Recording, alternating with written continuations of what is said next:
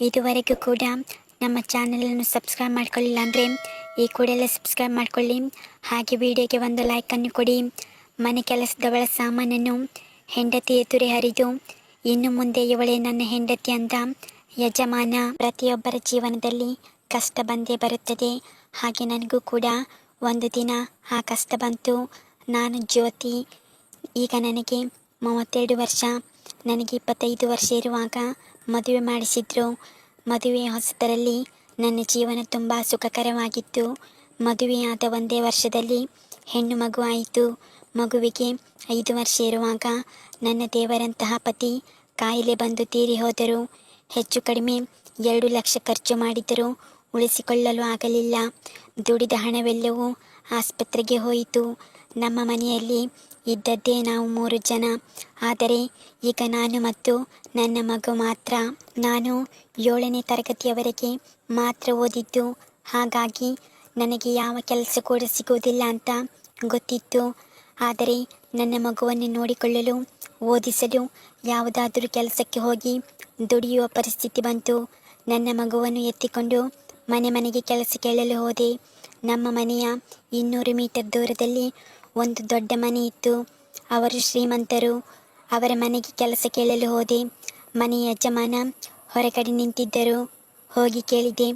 ಅವರು ಪ್ರತಿದಿನ ಬರುವುದಾದರೆ ಕೆಲಸ ಇದೆ, ದಿನಕ್ಕೆ 300 ರೂಪಾಯಿ ಕೊಡುತ್ತೇನೆ ಅಂದರು. ನನಗೂ ಬೇಕಿರುವುದು ಅದೇ. ಸರಿ ಅಂತ ಒಪ್ಪಿದೆ. ನಾನು ನೋಡಲು ಸ್ವಲ್ಪ ಬೆಳ್ಳಗೆ ಲಕ್ಷಣವಾಗಿ ಇದ್ದೆ. ಪ್ರತಿದಿನ ಕೆಲಸಕ್ಕೆ ಹೋಗುವಾಗ ಮಗುವನ್ನು ಕೂಡ ಕರೆದುಕೊಂಡು ಹೋಗುತ್ತಿದ್ದೆ. ಬೆಳಿಗ್ಗೆ 8 ಗಂಟೆಗೆ ಹೋದರೆ ಮನೆಗೆ ಬರುವುದು ಸಂಜೆ 5 ಗಂಟೆ ಆಗುತ್ತಿತ್ತು. ನನಗೆ ಅಡುಗೆ ಮಾಡಲು ತುಂಬ ಚೆನ್ನಾಗಿ ಗೊತ್ತಿತ್ತು. ಮನೆಯ ಯಜಮಾನ ಸುಧಾಕರ್ ಅವರಿಗೆ ನಾನು ಮಾಡಿದ ಅಡುಗೆ ಅಂದರೆ ಪಂಚಪ್ರಾಣ. ಇಷ್ಟು ದಿನ ಅವರ ಹೆಂಡತಿ ಕುಸುಮ ಮಾಡುತ್ತಿದ್ದರು. ಈಗ ಆ ಕೆಲಸವನ್ನು ನನಗೆ ಕೊಟ್ಟರು.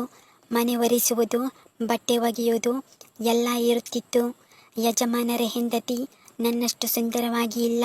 ಒಂದು ದಿನ ಮಧ್ಯಾಹ್ನ ನನ್ನ ಊಟ ಮುಗಿದ ನಂತರ ಉಚ್ಚೆ ಮಾಡಿಲೆಂದು ಅಲ್ಲೇ ಪಕ್ಕದಲ್ಲಿದ್ದ ತೋಟಕ್ಕೆ ಹೋಗಿ ಸುತ್ತಮುತ್ತ ನೋಡಿ ಸೀರೆಯನ್ನು ಮೇಲಕ್ಕೆ ಎತ್ತಿ ಚಡ್ಡಿ ತೆಗೆದು ಉಚ್ಚೆ ಮಾಡುತ್ತಿದ್ದೆ. ಆದರೆ ನಮ್ಮ ಯಜಮಾನರು ನಾನು ಉಚ್ಚೆ ಮಾಡುತ್ತಿದ್ದನ್ನು ಕದ್ದು ನೋಡುತ್ತಿರುವುದು ನನಗೆ ಗೊತ್ತಿರಲಿಲ್ಲ. ನಾನು ಮೇಲೆ ಎದ್ದು ಚಡ್ಡಿ ಹಾಕಿಕೊಳ್ಳುವಾಗ ನೋಡಿದವಳಿಗೆ ಎದೆ ಜುಮ್ಮಂತು. ಯಜಮಾನರು ನನ್ನ ಸಾಮಾನನ್ನು ನೋಡಿಯೇ ಬಿಟ್ಟರು. ಆಗ ಅವರು ಕೂಡಲೇ ಅವರ ಸಾಮಾನನ್ನು ಹೊರಗೆ ತೆಗೆದು ಕೈನಲ್ಲಿ ಹಿಡಿದು ಹಿಂದೆ ಮುಂದೆ ಮಾಡುತ್ತಾ ನನಗೆ ತೋರಿಸುತ್ತಿದ್ದರು. ನಾನು ಉಚ್ಚೆ ಮಾಡುವುದನ್ನು ನೋಡಿ ಅವರ ಸಾಮಾನು ಕಬ್ಬಿಣದ ಸಲಾಕೆಯಂತೆ ಬಿರುಸಾಗಿ 5 ಇಂಚು ಉದ್ದ ಬೆಳೆದು ನಿಂತಿತು. ಯಜಮಾನರು ನನ್ನನ್ನು ನೋಡುತ್ತಾ ಜಟಕ ಹೊಡೆಯಲು ಶುರು ಮಾಡಿದರು. ನನಗೆ ನೋಡಿದವಳಿಗೆ ಏನು ಮಾಡಬೇಕು ಅಂತಾನೆ ಗೊತ್ತಾಗಲಿಲ್ಲ. ಒಂದು ವೇಳೆ ನಾನು ಈ ವಿಷಯಕ್ಕೆ ಜಗಳ ಮಾಡಿಕೊಂಡರೆ ನನ್ನ ಕೆಲಸವನ್ನು ನಾನೇ ಕಳೆದುಕೊಳ್ಳಬೇಕಾಗುತ್ತಿದೆ ಅಂತ ಏನೂ ಮಾತನಾಡದೆ ಅಡುಗೆ ಮನೆಗೆ ಬಂದೆ. ಯಜಮಾನರು ನನ್ನನ್ನೇ ಹಿಂಬಾಲಿಸಿಕೊಂಡು ಅಡುಗೆ ಮನೆಗೆ ಬಂದು ಜ್ಯೋತಿ ಅಂತ ಕರೆದರು. ನಾನು ಏನೂ ಗೊತ್ತಿಲ್ಲದಂತೆ ಯಜಮಾನರೇ ಕುಡಿಯಲು ಚಹಾ ಮಾಡೋದ ಅಂತ ಕೇಳಿದೆ. ಬೇಡ, ನಿನ್ನ ಹತ್ತಿರ ಏನೋ ಕೇಳಬೇಕು ಅಂದರು. ನನಗೆ ಗೊತ್ತಿತ್ತು ಇವರು ನನ್ನನ್ನೇ ಕೇಳುತ್ತಾರೆ ಅಂತ. ಸರಿ ಕೇಳಿ ಅಂದೆ. ನಿನ್ನ ಜೀವನ ಈಗ ತುಂಬ ಕಷ್ಟದಲ್ಲಿ ಇದೆ. ನಿನ್ನ ಹಾಗೆ ನಾನು ಕೂಡ ತುಂಬ ಕಷ್ಟದಲ್ಲಿ ಇದ್ದೇನೆ. ನೀನು ನನ್ನ ಕಷ್ಟಕ್ಕೆ ಸಹಾಯ ಮಾಡಿದರೆ ನಿನ್ನ ಜೀವನವನ್ನು ನಾನು ಸರಿ ಮಾಡುತ್ತೇನೆ ಅಂದರು. ನಿಮ್ಮ ಬಳಿ ಎಲ್ಲವೂ ಇದೆ, ನಿಮಗೆ ಯಾವ ಕಷ್ಟ ಅಂತ ಕೇಳಿದೆ. ಆಗ ಅವರು ನನಗೆ ನನ್ನ ಹೆಂಡತಿಯಿಂದ ಯಾವ ಸುಖವೂ ಸಿಗುತ್ತಿಲ್ಲ. ಅವಳಿಗೆ ನನ್ನ ಜೊತೆ ಮಾಡಿಸಿಕೊಳ್ಳುವುದು ಇಷ್ಟ ಇಲ್ಲ. ಆ ಸುಖವನ್ನು ನೀನು ನನಗೆ ಕೊಟ್ಟರೆ ಅವಳಿಗೆ ಸೇರಬೇಕಾದ ಹಣವನ್ನು ನಿನಗೆ ಕೊಡುತ್ತೇನೆ. ನಿನ್ನ ಮಗುವನ್ನು ನಾನು ಓದಿಸುತ್ತೇನೆ ಅಂದರು. ಅದಕ್ಕೆ ನಿಮ್ಮ ಹೆಂಡತಿಗೆ ಸೇರಬೇಕಾದ ಹಣ ನಿಮ್ಮ ಬಳಿ ಎಷ್ಟು ಇದೆ ಅಂತ ಕೇಳಿದೆ. ಆಗ ಅವರು ಹೆಚ್ಚು ಕಡಿಮೆ 6 ಲಕ್ಷ ಇದೆ ಅಂದರು. ನನಗೆ ಒಮ್ಮೆ ತುಂಬ ಖುಷಿಯಾಯಿತು. ಇಷ್ಟು ಹಣ ಸಿಗುವಾಗ ಯಾರೂ ಕೂಡ ಬಿಡುವುದಿಲ್ಲ. ಈ ಹಣ ಸಿಕ್ಕಿದರೆ ನನ್ನ ಕಷ್ಟ ಪರಿಹಾರ ಆಗುತ್ತೆ ಅಂತ. ಅವರಿಗೆ 50 ವರ್ಷ ವಯಸ್ಸಾದರೂ ಸರಿ ಅಂತ ತಲೆ ಅಲ್ಲಾಡಿಸಿದೆ. ಆಗ ಅವರಿಗೆ ಖುಷಿಯಾಗಿ ಅಡುಗೆ ಮನೆಯಲ್ಲಿ ನನ್ನ ಕೆನ್ನೆಗೆ ಒಂದು ಮುತ್ತು ಕೊಟ್ಟು, ಇವತ್ತು ಸಂಜೆ ನನ್ನ ಹೆಂಡತಿಯನ್ನು ತವರು ಮನೆಗೆ ಕಳಿಸುತ್ತೇನೆ. ನೀನು ನಿನ್ನ ಮಗು ಇಲ್ಲೇ ಇರಿ ಅಂತ ಹೇಳಿದರು. ಯಜಮಾನರ ಮಕ್ಕಳು ವಿದೇಶದಲ್ಲಿ ಓದುತ್ತಿದ್ದಾರೆ. ಹಾಗಾಗಿ ಮನೆಯಲ್ಲಿ ಅವರಿಬ್ಬರೇ ಇರೋದು. ಸಂಜೆ ಹೆಂಡತಿಯನ್ನು ಮನೆಗೆ ಕಳಿಸಿದರು. ಹೆಂಡತಿ ಹೋದ ಕೂಡಲೇ ನನ್ನನ್ನು ತಬ್ಬಿಕೊಂಡು, ಜ್ಯೋತಿ, ಇನ್ನು ಮುಂದೆ ನೀನೇ ನನ್ನ ಹೆಂಡತಿ, ಬೇಗ ಊಟ ಮುಗಿಸಿ ಆಟ ಆಡೋಣ ಅಂದರು. 7 ಗಂಟೆಗೆ ಊಟ ಮುಗಿಯಿತು. ಮಗುವನ್ನು ಯಜಮಾನರ ರೂಮಿನಲ್ಲಿ ಮಲಗಿಸಿದೆ. ನಂತರ ಯಜಮಾನರು ನನ್ನನ್ನೇ ನೋಡುತ್ತಾ ಎಲ್ಲ ಬಟ್ಟೆ ತೆಗೆದು ಬರಿ ಮೈನಲ್ಲಿ ನನ್ನ ಬಳಿ ಬಂದು, ಜ್ಯೋತಿ, ನನ್ನ ಸಾಮಾನನ್ನು ಸೀಪಿ ನನಗೆ ಸುಖ ಕೊಡು ಅಂದರು. ನಾನು ಕುಳಿತುಕೊಂಡು ಎಡಗೈನಲ್ಲಿ ಸಾಮಾನು ಹಿಡಿದು ಬಾಯಿಗೆ ಹಾಕಿಕೊಂಡೆ. ಆಗ ಅವರು ಜ್ಯೋತಿ ಆ ಎಂದು ನರಳಲು ಶುರು ಮಾಡಿದರು. 1-2 ಬಾರಿ ಸೀಪುವಷ್ಟರಲ್ಲಿ ಅದು ಗಡುಸಾಗಿ ನಿಂತಿತು. ವಯಸ್ಸಾದರೂ ಸಾಮಾನು ಮಾತ್ರ ಬಲಶಾಲಿಯಾಗಿ ದಪ್ಪವಾಗಿ ಇತ್ತು. ನಾನು ಸೀಪುತ್ತಿದ್ದಂತೆ ಅದರ ಚಿಕ್ಕ ಹೊಟ್ಟೆಯಿಂದ ನೀರು ಬರಲು ಶುರುವಾಯಿತು. ಅವರು ಅದನ್ನು ಕುಡಿ ಅಂದರು. ನಾನು ಕುಡಿದೆ. 1 ನಿಮಿಷ ನಿಂತುಕೋ, ನಿನ್ನ ಬಟ್ಟೆ ಬಿಚ್ಚಬೇಕು ಅಂತ ಹೇಳಿ ನನ್ನನ್ನು ನಿಲ್ಲಿಸಿ ಎಲ್ಲ ಬಟ್ಟೆ ತೆಗೆದರು. ಅವರಿಗೆ ನನ್ನ ಮೊಲೆ ನೋಡಿ ತಡೆದುಕೊಳ್ಳಲು ಆಗದೆ ಅದರ ತೊಟ್ಟನ್ನು ಚೀಪಲು ಶುರು ಮಾಡಿದರು. 5 ನಿಮಿಷ ಬಿಡಲೇ ಇಲ್ಲ. ನಂತರ ನನ್ನ ಕೆಂಪು ಬಣ್ಣದ ಕಾಚ ತೆಗೆದು ಹೊಟ್ಟೆಗೆ ಅವನ ಮಧ್ಯ ಬೆರಳನ್ನು ಹಾಕಿ ನನ್ನ ಲಿಂಗ ಹಿಡಿದು ಹಿಂದೆ ಮುಂದೆ ಮಾಡು ಎಂದ. ನಾನು ಅವರು ಹೇಳಿದಂತೆ ಮಾಡಿದೆ. ನನ್ನ ಸಾಮಾನಿನ ರಂಧ್ರಕ್ಕೆ ಯಾವ ಗೂಟವೂ ಹೋಗದೆ ಸುಮಾರು 1 ವರ್ಷ ಆಯಿತು. ಹಾಗಾಗಿ ಅದು ಸ್ವಲ್ಪ ಬಿಗಿಯಾಗಿ ಇತ್ತು. ಜ್ಯೋತಿ, ನಿನ್ನ ರಸವನ್ನು ನಾನು ಕುಡಿಯಬೇಕು, ಕೊಡುತ್ತೀಯಾ ಕೇಳಿದರು. ನಾನು ತಲೆ ಅಲ್ಲಾಡಿಸಿದೆ.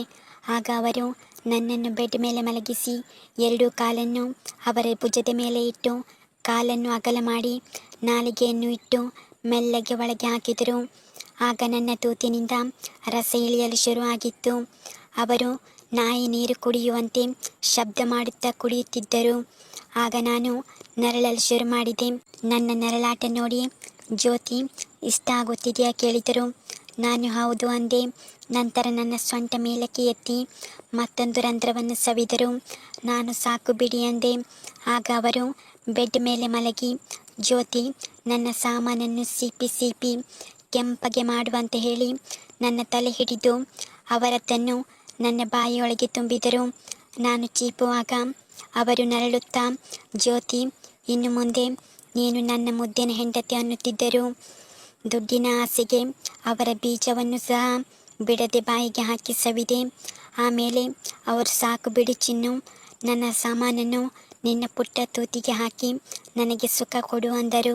ನಂತರ ಅವರ ಗೂಟವನ್ನು ನನ್ನ ತೂತಿಗೆ ಗುರಿಯಾಗಿ ಇಟ್ಟು ಮೆಲ್ಲಗೆ ಕುಳಿತೆ.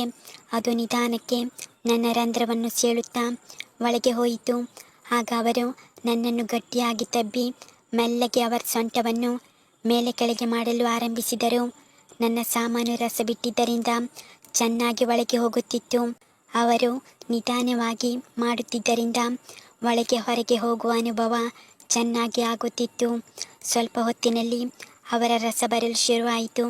ಜ್ಯೋತಿ, ನನಗೆ ಇಷ್ಟು ಬೇಗ ರಸವನ್ನು ಬಿಡುವುದು ಇಷ್ಟ ಇಲ್ಲ ಅಂತ ಹೇಳಿ ನನ್ನ ತೂತಿನಿಂದ ಅವರ ಲಿಂಗವನ್ನು ತೆಗೆದು ಸ್ವಲ್ಪ ಹೊತ್ತು ಬಿಟ್ಟು ನನ್ನನ್ನು ಕೆಳಗೆ ಮಲಗಿಸಿ ನನ್ನ ಮೈ ಮೇಲೆ ಹತ್ತಿ ಮತ್ತೆ ಮಾಡಲು ಶುರು ಮಾಡಿದರು. ಯಜಮಾನರೇ, ದಯವಿಟ್ಟು ರಸವನ್ನು ಒಳಗೆ ಬಿಡಬೇಡಿ ಅಂದೆ. ಸರಿ ಬಂಗಾರ, ಹಾಗೆ ಮಾಡಲ್ಲ ಅಂತ ಹೇಳಿ ಜೋರಾಗಿ ಬಡಿಯಲು ಶುರು ಮಾಡಿದರು. ನನ್ನ ತೂತು ಬಿಗಿಯಾಗಿ ಇದ್ದರಿಂದ ಅವರದ್ದು ಸರ್ರ ಅಂತ ಬಂತು. ಆಗ ಗೂಟ ಕೈನಲ್ಲಿ ಒತ್ತಿ ಹಿಡಿದು ನನ್ನ ಅಂದವಾದ ಮುಖದ ಮೇಲೆ ಚೆಲ್ಲಿ ತೃಪ್ತಿಪಟ್ಟರು. ಚಿನ್ನು, ನಿನ್ನ ರಸ ಬರಲಿಲ್ಲವಾ? ಚಿಂತೆ ಮಾಡಬೇಡ, ನಾನು ತೆಗೆಯುತ್ತೇನೆ ಅಂತ ಹೇಳಿ ನನ್ನ ಕಾಲನ್ನು ಅಗಲ ಮಾಡಿ ನೆಕ್ಕಲು ಶುರು ಮಾಡಿದರು. ಅವರು ನೆಕ್ಕುವುದನ್ನು ನೋಡಿ ನನಗೆ ತಡೆದುಕೊಳ್ಳಲು ಆಗದೆ ನನ್ನ 1 ವರ್ಷದಿಂದ ತುಂಬಿಕೊಂಡಿರುವ ರಸವನ್ನು ಬಿಟ್ಟೆ. ಅವರು ಚೂರು ಬಿಡದೆ ಕುಡಿದು ಸಂತೋಷಪಟ್ಟರು. ನಂತರ ಮುಖ ತೊಳೆದು ಯಜಮಾನರ ಜೊತೆ ಬಟ್ಟ ಹಾಕಿಕೊಳ್ಳದೆ ಮಲಗಿದೆ. ನಮ್ಮ ದುರದೃಷ್ಟಕ್ಕೆ ಯಜಮಾನರ ಹೆಂಡತಿ ಬೆಳಿಗ್ಗೆ 6 ಗಂಟೆಗೆ ಬಂದರು. ರಾತ್ರಿ ಅವಸರದಲ್ಲಿ ಬಾಗಿಲು ಬೇರೆ ಹಾಕಿರಲಿಲ್ಲ. ಅವರು ಬಂದವರೇ ಯಜಮಾನರ ರೂಮಿಗೆ ಬಂದರು. ನಾವಿಬ್ಬರು ಬಟ್ಟೆ ಇಲ್ಲದೆ ತಬ್ಬಿಕೊಂಡು ಮಲಗಿದ್ದನ್ನು ನೋಡಿ ಸಿಟ್ಟಿನಿಂದ ಜ್ಯೋತಿ ಎಂದು ಕರೆದರು. ನನಗೆ ಗಾಬರಿಯಾಯಿತು. ಆದರೆ ಯಜಮಾನರು, ಜ್ಯೋತಿ, ನೀನು ಹೆದರಬೇಡ, ನಾನು ನಿನ್ನ ಜೊತೆ ಇರುವಾಗ ಯಾರು ನಿನಗೆ ಏನು ಮಾಡೋದಕ್ಕೆ ಆಗಲ್ಲ. ಇನ್ನು ಮುಂದೆ ನೀನೇ ನನ್ನ ಹೆಂಡತಿ ಅಂತ ಹೇಳಿ ಯಜಮಾನರು ಅವರ ಹೆಂಡತಿಯನ್ನು ನನ್ನ ಬಿಚ್ಚಿಟ್ಟ ಸೀರೆಯಿಂದ ಕುರ್ಚಿಯ ಮೇಲೆ ಕೂರಿಸಿ ಕಟ್ಟಿ ಹಾಕಿ ಹೆಂಡತಿ ಎದುರೇ ನನ್ನ ತೂತನ್ನು ನೆಕ್ಕಿದರು. ನಂತರ ನನ್ನ ರಂಧ್ರಕ್ಕೆ ಅವರ ಸಾಮಾನು ಹಾಕಿ ಹೆಂಡತಿ ಎದುರೇ ನನ್ನನ್ನು 15 ನಿಮಿಷ ಅನುಭವಿಸಿದರು. ಅವರ ರಸವನ್ನು ಹೆಂಡತಿ ಮುಖಕ್ಕೆ ಹಾರಿಸಿ ನಿನಗೆ ಕೊಡಬೇಕಾದ 6 ಲಕ್ಷ ಹಣವನ್ನು ಇವಳಿಗೆ ಕೊಡುತ್ತೇನೆ ಅಂತ ಹೇಳಿ ನನ್ನ ಕೈಗೆ ಪೂರ್ತಿ ಹಣ ಕೊಟ್ಟರು. ನನಗೆ ತುಂಬ ಖುಷಿಯಾಯಿತು. ಮುಂದಿನ 3 ವರ್ಷದಲ್ಲಿ ಅವರ ಪೂರ್ತಿ ಆಸ್ತಿಯನ್ನು ನನ್ನ ಹೆಸರಿಗೆ ಬರೆದುಕೊಂಡು ಮನೆಯ ಯಜಮಾನಿಯಾದೆ. ವಿಡಿಯೋ ಇಷ್ಟ ಆದರೆ ಲೈಕ್ ಕೊಡಿ.